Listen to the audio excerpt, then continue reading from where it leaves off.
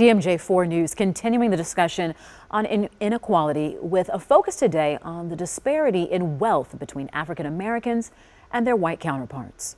As Shaun Gallagher shows us, it's another example of why African Americans face a more difficult time in finding success in America.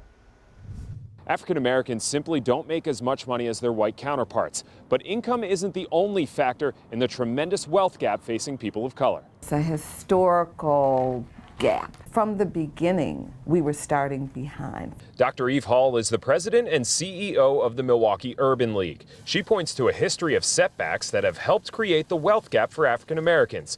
In Milwaukee specifically, the well-paying factory jobs leaving in the 70s. It allowed many of our families to send their children off to school, purchase homes. When that industry left, that began the ripple effect. That unemployment led to a rise in poverty rates. In Milwaukee County, more than a third of African Americans live in poverty, as compared to nearly 11% of their white counterparts. So when setbacks do occur, it can disproportionately impact black families. When a crisis occurs, if you don't have the wealth, if you don't have the savings, if you don't have the resources, that impacts your ability to address and meet those issues head on. So then those setbacks make it nearly impossible to create wealth. A study by the Federal Reserve Board says the median net worth of white families is about $134,000. Compare that to African American families, it's just $11,000. It's nice to have a jump start, right? And that's part of the wealth gap in the United States.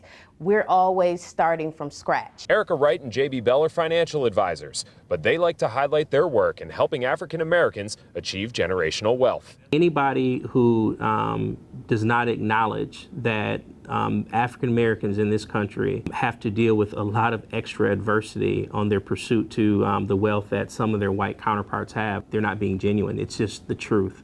Bell and Wright both say pursuing generational wealth can be intimidating, but even for people who don't have enough money to save, they can start the process. Find a book on Amazon and read it and do better in your role so that you can receive a promotion and make sure that you're investing in yourself and getting that understanding. And while generational wealth may be something you can reap the benefits of in your own lifetime, it's about setting up your kids and your kids' kids to not have to start from scratch. Simply eliminating your own debt can be the start that next generation needs. I'm going to take this baton of life and I'm going to run as far as I can for the next person.